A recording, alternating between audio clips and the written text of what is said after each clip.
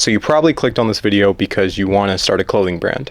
And I have good news. I have spent the last 2 or 3 years building my clothing brand, and I've learned a lot of stuff through mistakes. I've lost money, probably wasted too much time. And in this video, I'm just gonna come on here straight up, no gatekeeping, just off the cuff, talk to you about how I started my clothing brand and what you can learn from my journey. So make sure to watch to the end to get all the info. So basically, I started my clothing brand back in 2023. I had always loved graphic design. I mean, like being a little kid back in like 2015, I was designing like YouTube banners.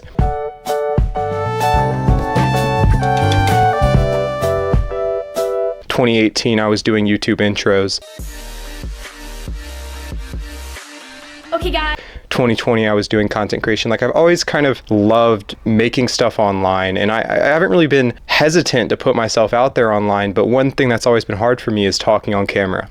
I start my clothing brand in 2023 and I designed a hoodie. It was a screen printed hoodie, and the piece doesn't really even look like anything I would make today. And that just goes to show how your brand can evolve its design language. And the first lesson I want to give is when you start your brand, you want to have a clear design language. So looking back at like the pieces that I was designing up until now, the first pieces I was designing don't look like the pieces I was designing now, and they weren't super consistent. So when you start a brand, you want to pick some sort of aesthetic, and there certainly are certain aesthetics that are played out. Like I wouldn't do some like opium core like screen printed hoodie. That's probably played out by now, but there's certain aesthetics that your brand can fall into. And before you start your brand, you want to basically collect references from certain brands and aesthetic you like and create a whole mood board for what you want your brand to be. You want to look at the content they're making. You want to look at their pieces and why they work, all that sort of stuff. And that's not to copy, but I'd call it market research. You don't want to go in blind, but it's also not just about copying what you see. Like you got to have a reason for the brand to exist. Diskfiles for me, like I'm wearing my jeans for my brand right now, and I wear these like every day. And I feel like the direction I kind of want to go with my brand, like the reason for it to exist, it's elevated basics that kind of have a voice. Like I feel like basics are kind of played out, so I want to make good stuff people can wear a lot, but it has some sort of voice to it, some sort of story behind it. Anyways, so after I designed the hoodie, guess what? I'm door dashing. Back then, I really was not having like I am now. And I'm not saying I'm having now, but I can definitely fund the brand with the money in the brand. Anyways, I was door dashing to afford the first sample, and I didn't really know shit about marketing. I kind of just did a photo shoot for it. I ran some ads that I was also door dashing to get the money to run the ads. I really didn't understand like the whole organic content side of it. So first piece flopped, hoodie flopped. After I did the hoodie, I just started kind of designing other samples, like seeing what would catch. And I feel like that's good. Like definitely when you start your brand, put money into developing a few different statement pieces that you feel like really capture your brand's voice. Because your first piece you want to drop should be a statement piece. So let me tell you what I learned. I probably designed like 5 different samples for different pieces, like 5 different pieces that nobody even cared about. And admittedly, I wasn't marketing it well, but I designed pieces that nobody cared about until the 6th piece. Basically, the first piece that I ever sold that did good, my first drop, was a pair of tiger stripe wide leg denim called the Siberian denim, which I actually am still stocking the black colorway of it, which is a improvement to that design. Anyways, your first drop should be 1 piece, maybe 2 pieces, 1 piece anime, 1 piece or 2 pieces, and it should be a statement piece. I've seen brands kind of try to do blanks or like elevated basics for their first drop, and I feel like this can only work if you really put a lot of money and time and like creative direction into how the brand looks. Like you can make a brand that sells basics. I'm not saying your first piece has to be like some crazy Drolin Miller looking design. I'm saying that if your design, your first drop is going to be some sort of minimal product, then you're going to have to work overtime in the organic marketing side, or maybe you just prepare some really good creatives and run ads. So I dropped the Siberian denim.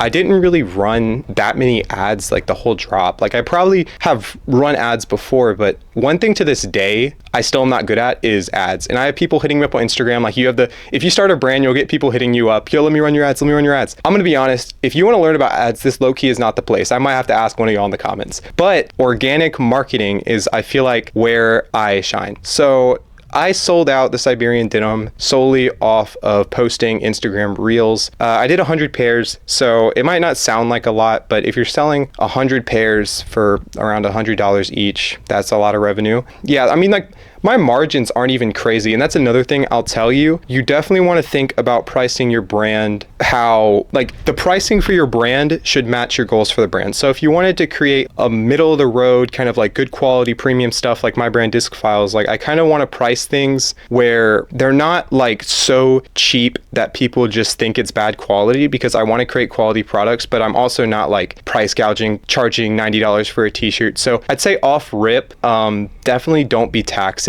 Like we see a lot of brands kind of slowly charge more as they get more notoriety and there's more demand. Supply and demand. That's economics right there. Think about pricing, because pricing psychology is a real thing, and how you price your products can say a lot about your brand. So if you were to like start like a brand and your whole page doesn't really look premium, it's like kind of shitty pictures, shitty flat lays, shitty product photos, all that stuff, don't have the audacity to charge $80 for a hoodie, because nobody's really going to care except for your like family and stuff. So I'd say if you're not confident in the piece, don't be afraid to discount it. The next lesson to learn, you always have to be putting yourself out there as a brand owner. And this is something that I'm like learning now. I've basically met people that have appreciated my brand just from my personal content. So I would encourage you, if you're starting a brand, to post personal content.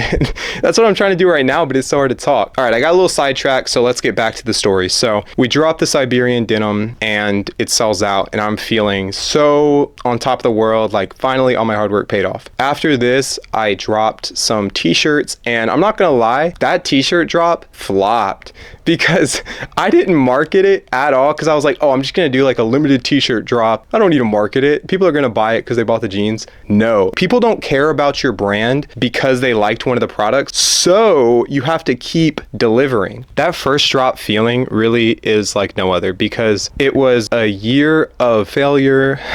I mean, it wasn't an easy year, but I'm not gonna pity party over here, but it definitely feels good to see that you're reaping what you sow. I don't know if I used that correctly. Anyways, after I did the Siberian denim, I was like, all right, bet everybody is asking for the black colorway, so I'll just do the black colorway. The mistake I made with the black colorway, and the reason why it didn't sell out immediately, was because I didn't put enough organic push behind it. Basically, don't ever get too comfortable where you don't want to post organic content. And I feel like the best way to think about posting organic content is like going to the gym. When I was like last summer, I was going to the gym like half of the summer, okay? And that's a big deal for me. And last summer also, I was posting damn near every day. So if you get out of the loop of posting, like if I stop posting one day, I might not post for 4, okay? So you gotta post every day. And I'm not even good about this. So it's really just the deaf leading the blind, but we live in an era where more content is better. And I've had videos that I thought were gonna blow up completely flop. So content is all about repetition. I mean, the whole brand thing is about consistency. I could have quit after I dropped my first sample, or after I marketed my first sample and nobody cared. I could have quit on the second sample. I could have quit on the third sample, or the fourth, or the fifth. The whole kind of thing that comes with starting a business or just pursuing what you want to do creatively is being consistent and kind of pushing through even when you're not seeing results. And it sucks.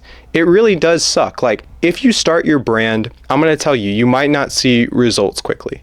And that's the truth of it. But I really do feel like if you have quality pieces and you're consistently putting out clean content and you learn ads and you run your business in an ethical way and you're not doing crazy pre-orders, I feel like you will definitely be successful. Another point I want to touch on quickly is pre-orders versus pre-made. So when you're doing a drop for your clothing brand, you have to have all the pieces manufactured. If I'm going to sell a hoodie, I might need to make 100 hoodies. what you can do is you either pre-order the inventory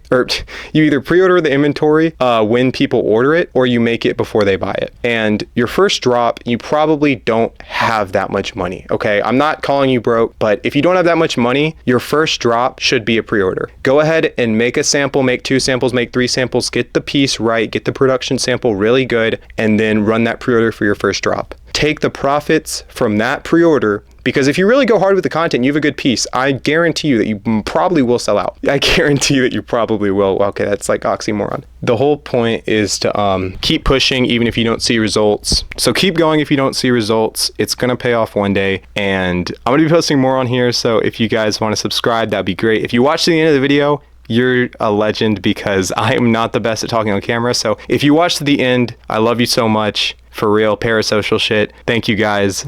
Peace out.